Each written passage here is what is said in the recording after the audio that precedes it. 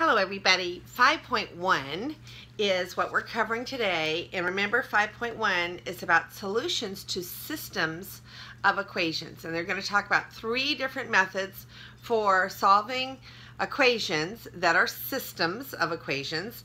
And one way is going to be graphing, the other way is substitution, and the other way is elimination. And we're going to talk about each one of these ways extensively. Now remember that when we are solving a system of equations, we have one of three situations going on, okay? We either have the two linear equations crossing in one point, okay? Remember that we call this system consistent independent, and there is one solution point that is an ordered pair. Then we have parallel lines, okay? This system is inconsistent because there is no solution, and it is independent because they are the different lines, okay? Inconsistent, independent, no solutions. This is a system where the lines are actually the same line. They don't look like the same line, but if you put them in exactly the same form and maybe reduced one, multiplied or divided by a constant, you would get the exact same line, okay? This is an infinite number of solutions. The solution set is going to actually be the line, and this one's a little bit difficult. I'm going to write a little example here. It is the set of all xy, set of all ordered pairs xy, such that, and then all you do is write the equation of the line, and you can pick either form of the equation. Y is mx plus b, whatever form. Of course, you would have specifics in here. 2x plus 8, okay? So y is 2x plus 8 is the equation of this line, okay? So you pick one of the forms of the equation of the line, you put xy in front, your little such that slash here, this little line means such that. So this reads the set of all points xy such that, and then there's the equation of the line, okay? We call this system consistent dependent, and those you really need to know. All of those little special words and the little details about the solutions. Okay, so now we're going to go on. We're not going to work online here about the graphing. I will show you a system that has been graphed here. Okay, so basically they took the two lines here and they graphed each line, and then they looked very closely and they said, oh, the solution is, and there's the answer, okay, which is -2, 2. So basically graphing is just that.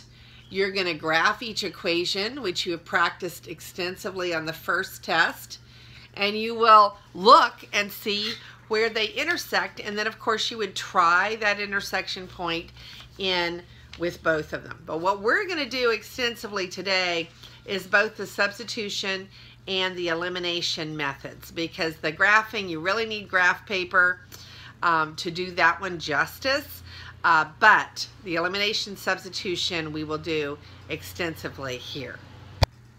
One of the things that we have to do in this set is be able to tell without solving whether we have one solution, no solutions, or an infinite number of solutions. Okay, so here we have a problem here. We're not going to solve it, but we are just trying to find out what type of the three solutions we are looking at here. Okay, so the first thing we would do is look at the slope of the first line. Now this line is in its standard form, and this line is close to standard form. Remember, standard form does not have a negative on the first term, the x term, but other than that, it's x, y, constant on the other side, x, y, constant on the other side, okay? Now, when you look at this line, if you multiply this line by -2, we get that one. By -2, by -2. So these two are actually the same line, okay? Because you can multiply one by a constant all the way across and get the other one. So we know right now that this one is this situation where we have the same line, or situation number 3 here. So this one is going to be an infinite solution set, but suppose we didn't see that right away. Then the other way to do it would be to check our slopes and y-intercepts. If our slopes are the same and our y-intercepts are also the same, then we have the same line. If we have our slopes are different, slopes are the same, but our y-intercepts are different, we have parallel lines. And if our slopes are not the same, then we have the 1-point solution situation. Okay? So, slope number 1, remember, when we have it in standard form, negative a over b will give us our slope, and c over b will give us our y-intercept. Okay, so on our first one, negative a would be negative 3 over negative 5, and negative 3 over negative 5 winds up being 3/5.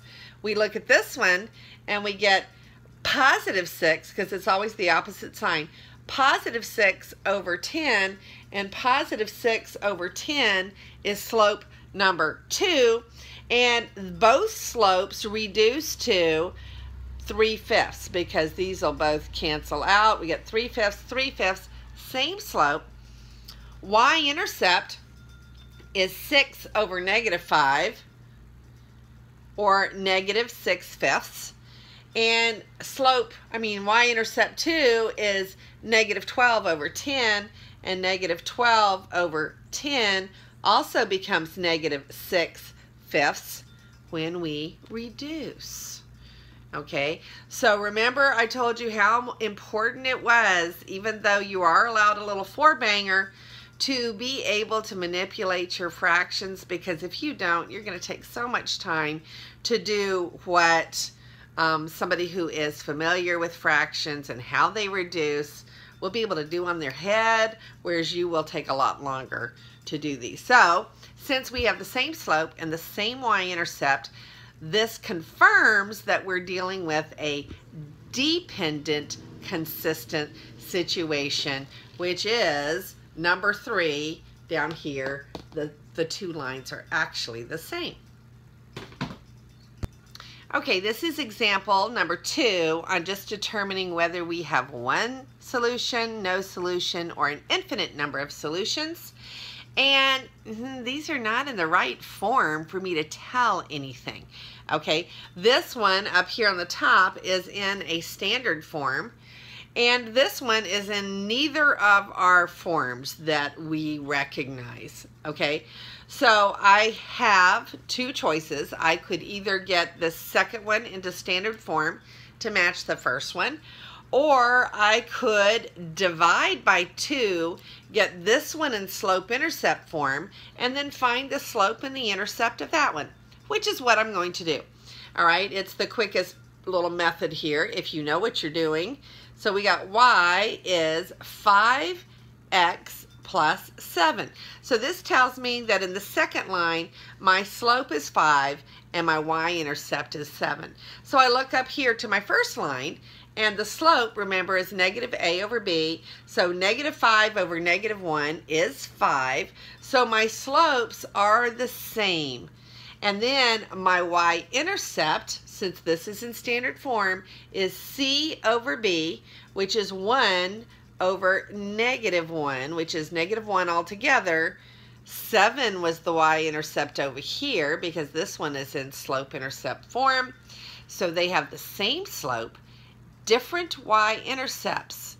Therefore, they are parallel, and there is no solution. So remember our little rule. When it is no solution, you will make very clear that I understand it's no solution. You can put this and you can put this, but if you don't put this one, I am liable to misinterpret your other answers. Always put no solution. All right? All right, so here we have 5.1, still working on 5.1. This one we're just to determine whether it is one solution, no solutions, or infinite number of solutions. We are still working on which types of solutions that we have, okay? And we look at this one. The first one is in standard form. The second one is not in any form. Okay, so again, I could either go ahead and turn this into standard form, or I could try to put it in slope-intercept form so I could see the slope and y-intercept. On this one, I'm going to go ahead and put it in standard form, which just means I'm going to take this negative 7x, and move it over to the other side, which will make it a positive 7x. So we will have a 7x plus 2y equals a negative 16. Okay, so I'm not going to mess with this one anymore. I'm just going to cross it out. So I have standard form equations, and I can see, remember, my slope of equation 1 and my slope of equation 2. Okay, my slope is negative a over b. When I have it in standard form, negative a over b is negative 2/3. And then my negative a over b is negative 7/2. The two slopes are different. Because they are different, I am talking about a 1-point intersection. So there shall be 1 point that will solve. And now we will move on to solving by substitution and then elimination. What I'm going to do is I'm going to go ahead and post these in little pieces. So we'll call this one 5.1a, and then we'll come back and do substitution in 5.1b. This is Mrs. A. May God bless your day.